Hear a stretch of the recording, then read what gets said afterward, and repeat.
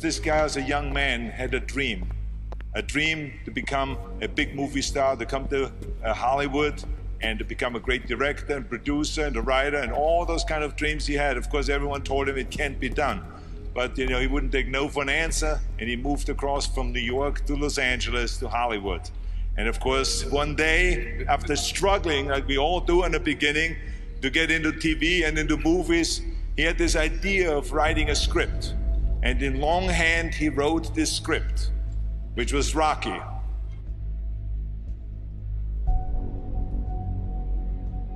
It's all about dreams, and by the way, dreams cost nothing, they're free. The hard part is just keeping them going, and please keep them going, because we're here for one simple reason. He believed in the dream, I believed in the dream, and our dreams come true, and there's no reason every one of yours can't either.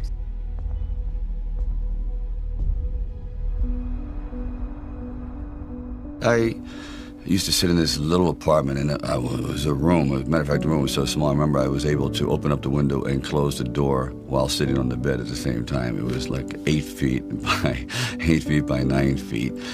But the one thing about that room, there was really very little distraction. So I would sit there propped up in bed, and I'd go out with my big pen and legal pad and just start writing these stories. And most of them were very, very trivial, but there was something about the process of unrealized dreams. I was always brought back to this subject because I think it's one of the most enduring subjects and one of the most difficult passages for people to accept, that they never were realized in their own lifetime, that they just didn't get that shot.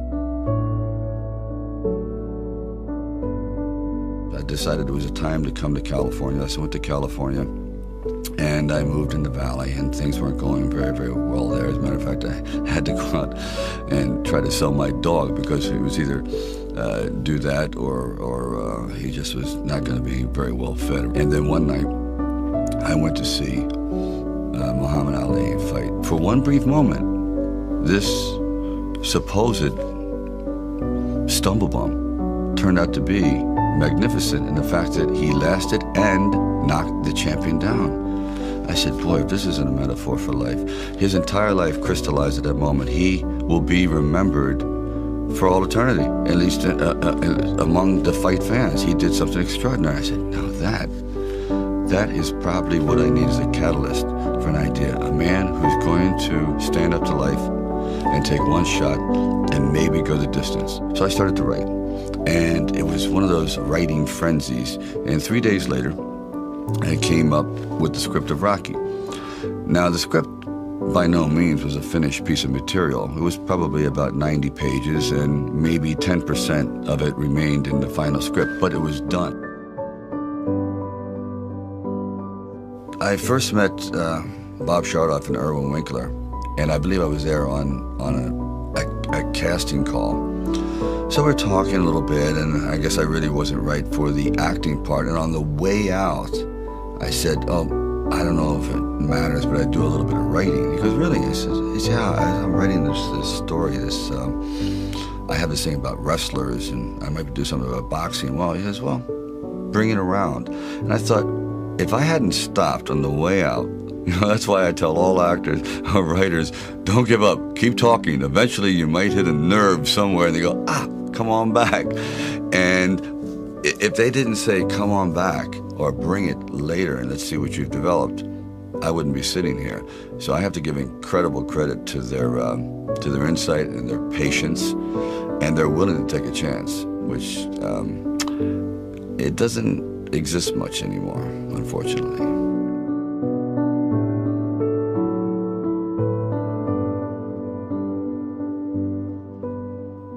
Originally, when I brought the script to them, they were fairly enthusiastic about it. The one thing they were not enthusiastic about was me playing the part, and I really can't blame them at the time. But there was something inside of me that this opportunity is never going to come around. And I really wasn't used to money, and I had no idea of what I would be missing. But the temptation started to come forward. First, it was 25 grand and $100,000. I go, well, I never heard of 100,000 because I had like $106,000 dollars in the bank. And like I said, I had to sell my dog, and things were not looking very, very good.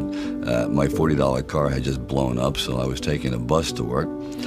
But still, it didn't matter. I wanted to stick with it. Then it went up to 150,000, 175,000. It went up to 250,000. Now my head was starting to spin.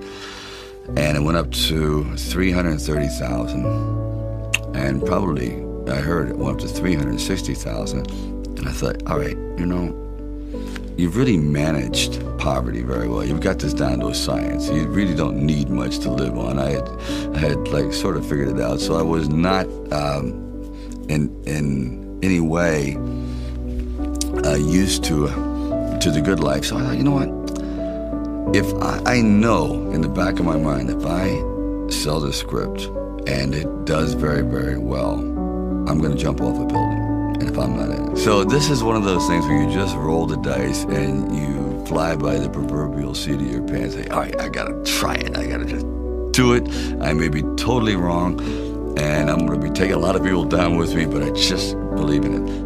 We were working with the handheld camera at the time with Garrett Brown, and it was somewhat experimental. And he'd film me running through shopping malls and up down the steps and flights, curved corridors along the river, until finally my legs basically gave out and I'm like writhing on the ground, and I want to rise up and say, John, I'm dying here. And he goes, no, use it. Use the pain. I said, for what? I mean, I'm in misery. He goes, well, no, you know, it's giving your character, it's giving him some depth. I said, it's giving me bruises. It's giving me like agony. I can't sleep at night. Like the scene where we just jumped down and saw this ship along the dock, this docked along the pier. And I said, just jump out, run as fast as you can along the ship. And I'm running and running. I said, you know what? My legs are buckling. I'm literally going to crash down here. Teeth are going to go, jaw, face. I'm just going to be ground down to this flat-faced image. Please. And I just barely made it.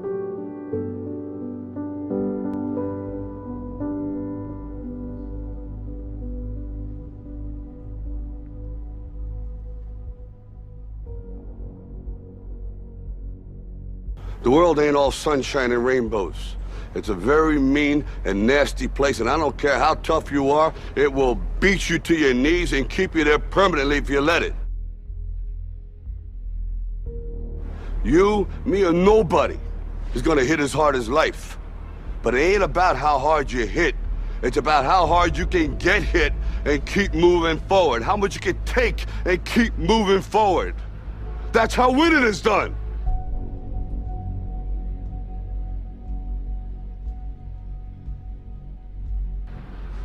Now, if you know what you're worth, now go out and get what you're worth. But you gotta be willing to take the hits and not pointing fingers saying you ain't where you wanna be because of him or her or anybody.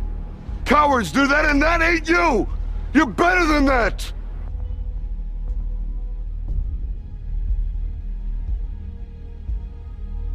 You can't be alone. To really succeed, no man really is an island. When you find the right components in your life, the right people that gel with you, then you feel as though you're invincible. It may be a fallacy, but you at least feel as though you can take all that life has to dish out.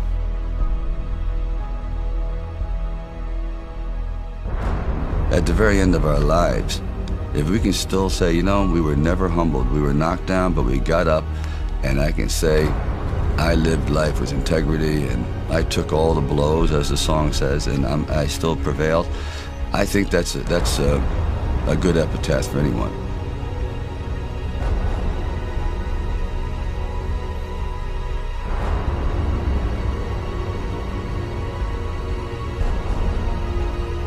It's all about dreams, you know, and by the way, dreams cost nothing. They're free.